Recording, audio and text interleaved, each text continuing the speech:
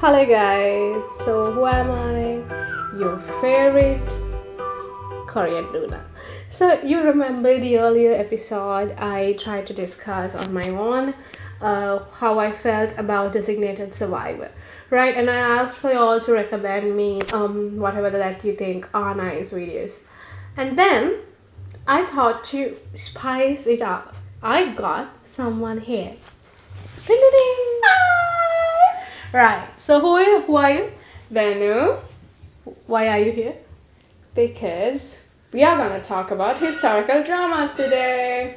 Right. So I am such a fan of Korean dramas, as we you know. both are equally. And she and I have been always talking about Korean dramas all Always. throughout.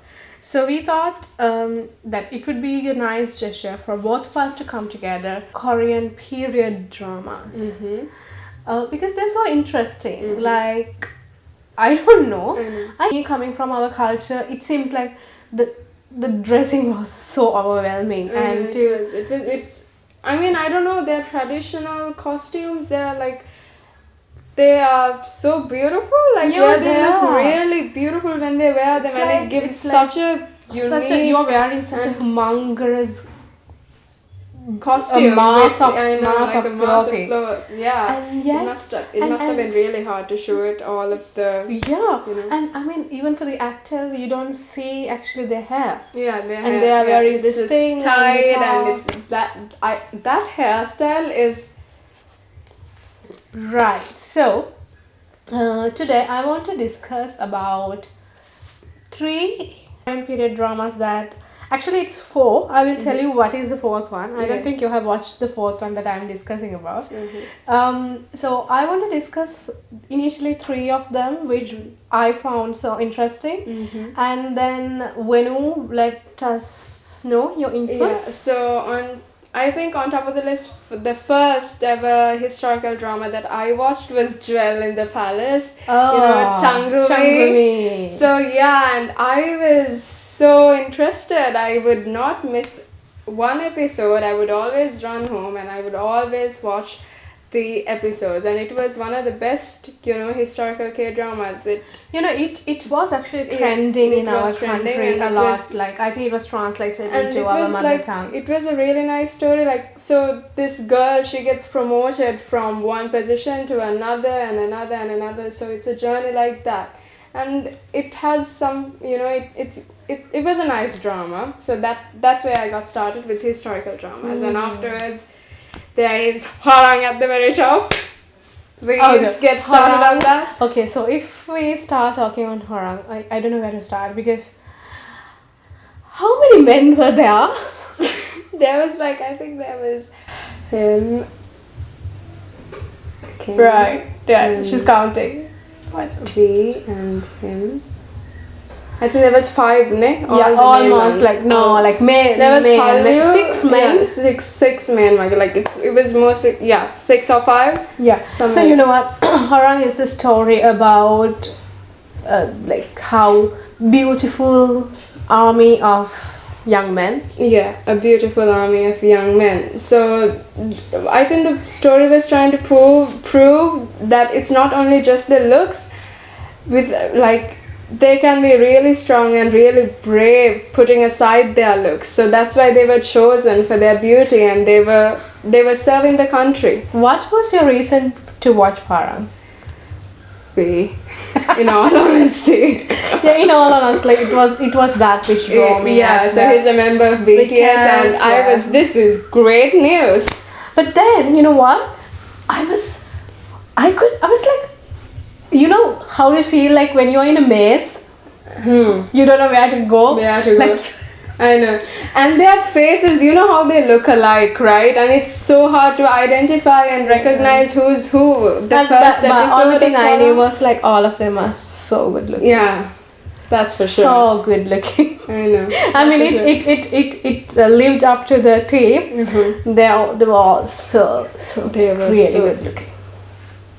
So apart from the fact that we were obviously stumped by their looks, You should definitely watch the drama. We have to talk about the drama heroine and all the events that take place in this drama, which are it's very interesting. It is a very interesting drama. Interesting. And I mean, so if we give a small intro, there is the prince. He is not given identity, so nobody knows that he is the prince in the story. And the lady who played the character of his mother. Oh my god. The queen. She hides him because she wants him to be safe, and so he lives without an identity. So nobody knows that he is the prince, and at the end you'll find out what happens. Yeah. What I felt was, even though it was like a relatively large cast, each of them had their identity. They each entrance and exit was like so well thought out that we really got to know the story of each of them. But it's more of a story Fun and romance and all friendship. Of that. Friendship again. It's such a nice story on friendship. And if you want to watch romance, my suggestion is, yours is Moon Lovers. Love in the Moonlight. Love in the Moonlight. Yes, you should definitely watch this drama is also known as Moonlight, drawn by clouds. So Moon Lovers and Love in the Moonlight, the difference is, in Moon Lovers their romance is more of a risky and more of a dangerous, and it's rough. It's rough, and like it ends up with a point where they never get to. Oh, sorry. Shush, please. But yeah, whatever. So I felt it was like we were going around and it didn't have a.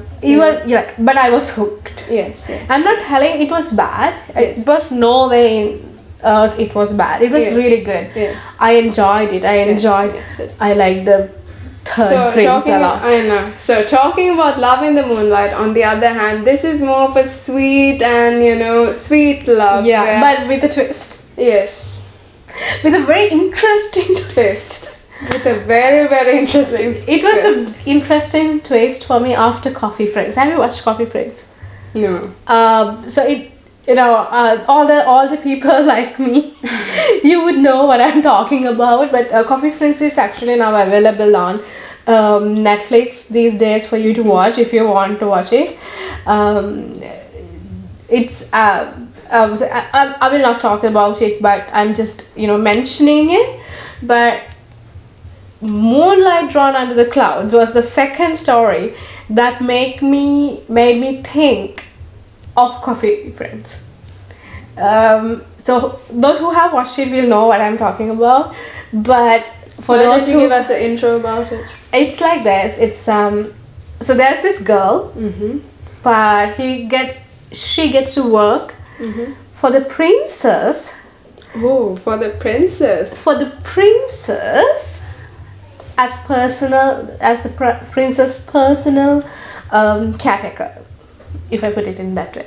But not everybody could become princess' personal caretaker. So you have to be not a woman.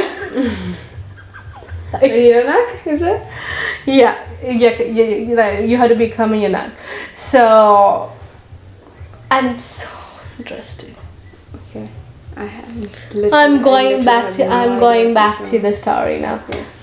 But it's so interesting again. Like, I mean, it's very, very subtle romance. I mean, not subtle. How do I say it? It's like. Is it tempting? It's very tempting. It's like that's the part I like about Korean dramas a lot. Mostly in Korean period dramas, they don't go for like unnecessary. Yeah, unnecessary. They don't take unnecessary approaches to things. No, they don't. They're very refined in that way. But then it's there's always a major storyline to it. Like there's always some type of twist in all the historical dramas. Yes, and. Okay, so when we started, I told you that I will be referring to a fourth story. That is, I'm very sorry, I can't spell the name, but it's the rookie historian, And Rookie Historian is starred by Astro's very own Sweetheart. Right? So the story is again about a prince and a normal woman, but then again there's this twist. She's a historian. So this is the fourth story. It's still ongoing on Netflix. It's a very Netflix original. These are the stories that I recommend for you to start watching. Get it somehow and watch it. And have you have you noticed all the time in most of the historical dramas, the prince would always fall in love with a normal woman. So they come out of that, thing where they are entitled to marry like a princess from another. But see, they are actually doing a very cliched storyline. It's the prince falling in love with her, commoner. Yes. To speak, it's a common theme, but the thing is none of the stories are similar. Yes. That's why we recommend you to watch these periods other than Changume story. Yes, everything else is like very prince. Yes, very prince, because Jewel in the Palace, it's just like it's a huge story with a humongous amount of episodes, and it's actually good for even for a child to watch. Yes, for a child. Yes, we recommend that for your kids. Yes, so that kind of winds up our journey into history. So if we remind them again in conclusion, the first K-drama, a historical one you should watch, is Jewel in the Palace. And the second one is Hwarang, featuring V from BTS.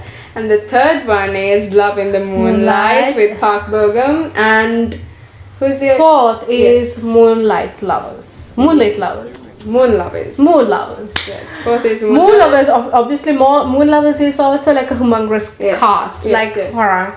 So many princes. Okay. We're coming back again with a very interesting storyline that is not on a K-drama, but our heroes, our Korean heroes. Be it an actor, be it an idol, we are going to talk about them. We are gonna go because this is dragging. That's why not for today. See you again. Please do subscribe, comment and like our video for more content, and please do suggest on what we should work on since we are new to this and all of that. So thank you so much for watching. Annyeong. Related to vampires, let's find out about that. We are going to different theories here. I know.